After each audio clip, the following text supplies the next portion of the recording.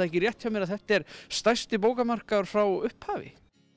Já, ég þekkja náttúrulega ekki alveg aftur í tíman nema svona 15-20 ár. Já, ekki nema.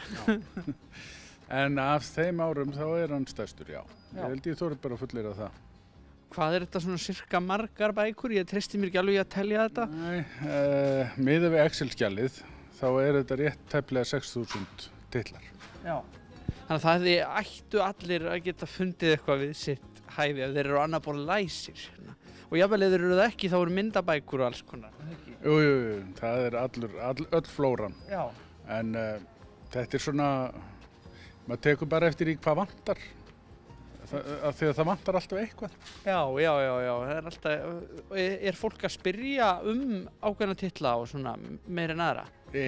Nei, ekkert meir en aðra en alveg ótrúlega mikið spurt eftir bókum nýjum og gömlum. Já, það þá safnarar sem eru að fullkomna safnið og svona. Átt þú þér einhvern uppáhaldsflokk hérna á markaðinum? Nei, það náttúrulega langt mest af barnabókum. Já. Og ef ég væri að kaupa bækur á markaði þá myndi ég kaupa eitthvað Ísland eða eitthvað slíkt. Áður keypti ég mikið ævisögum. Já. Ég minna í því núna og svona meiri fróðleik alls konar. Akkúrat. Þetta ótrúlegt fagnaðarefni að þið séu komið. Hvað ekki orðið rúmt ár síðan þið komið síðast? Jú, við komum 2019 páskana. Já. Þannig að það rosa langt síðan. Já, 1,5 bara. Þannig að þetta nú aldeilis, nú geta bókasafnarar og bókaunnendur almennt tekið gleði sín á ný. Ég held að sjá þetta fullir að það. Já. Og það eins og við þjóðstörtuðum aðeins, opnuðum fyrr en við ætluðum og við erum búin að selja alveg óhemmi mikið af barnabókum til dæmis. Já. Þær fóru bara alveg í loftkostum. En það nóg til. Það nóg til, það gott. Við ætlum að fá að labba hérna aðeins og skoða hvað í boði. Bara kæra þakki fyrir að taka á móti okkur. Takk fyrir að koma. Hér eru náttúrulega matreiðslubækurnar, sko. Mér myndi ekki endast ævinn í að elda allt upp úr þessum bókum, sko.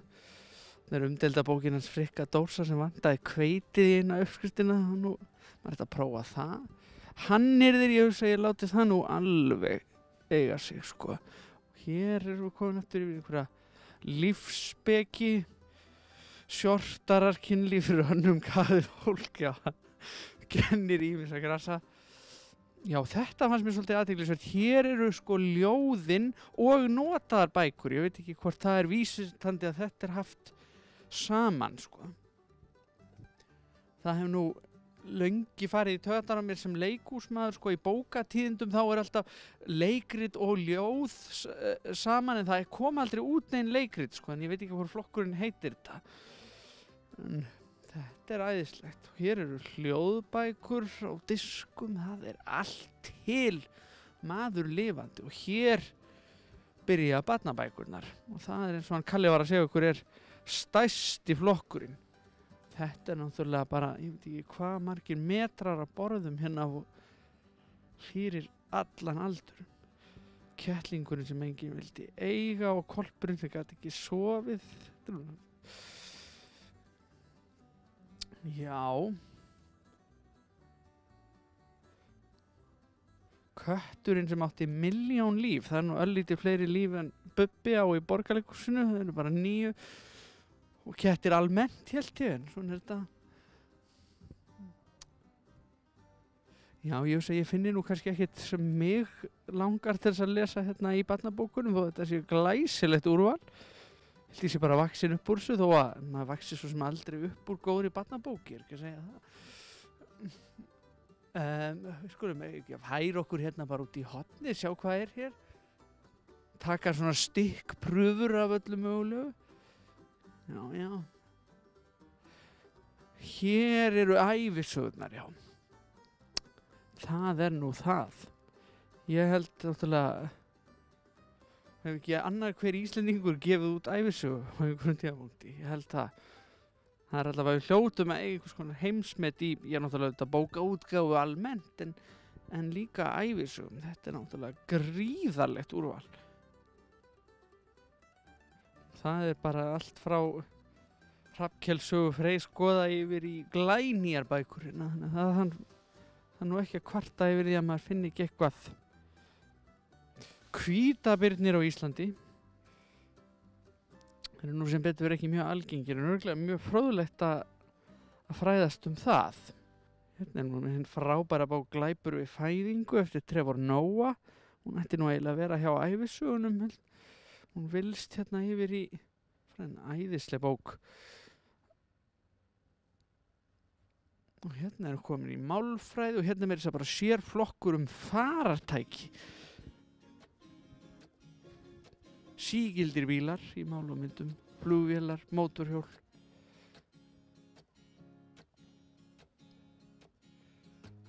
Andri Snær tíman á vatnið, hrunið.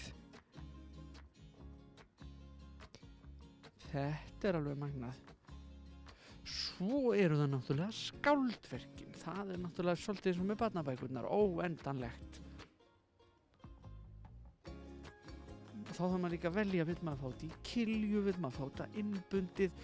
Safnararnir kannski meira í þessu innbundna en svo veit maður ekki. Það er náttúrulega minni áhætta að maður sofnar með bókina, hún sé kilja.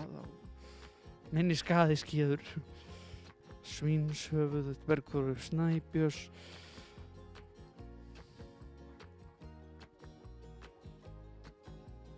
Og svo klassíkerarinn á milli, hérna er Gunnar Gunnarsson, Svartfugl, og Aðventa. Það er allt mögulegt hér. 10 ráð til að hætta að drepa fólk og byrja að vasku upp eftir Hallgrím Helgason. Það er nú alltaf títill sem hefur gripið.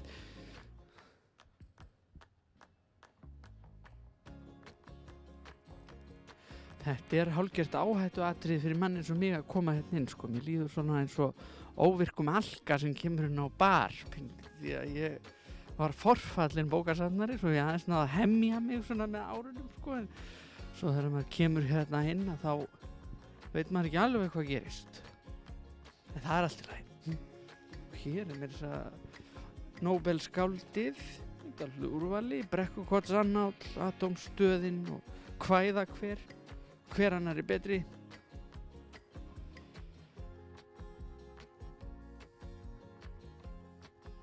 Mér þess að bókin sem hlaut íslensku bókmenntaverðlauninni í fyrra Apríl sólarkuldi eftir Elísabetu Jökuls.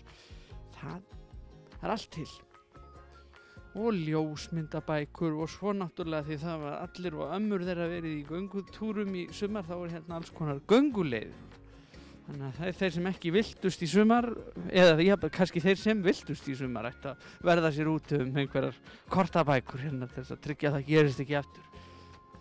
Fjallabókin og ég veit ekki hvað og hvað. Ég held að sé nokkuð ljóst að það er alveg rétt sem ég var að segja hérna á hana. Það finna allir eitthvað lesefni við sitt hæfi hérna á bókamarkaðnum.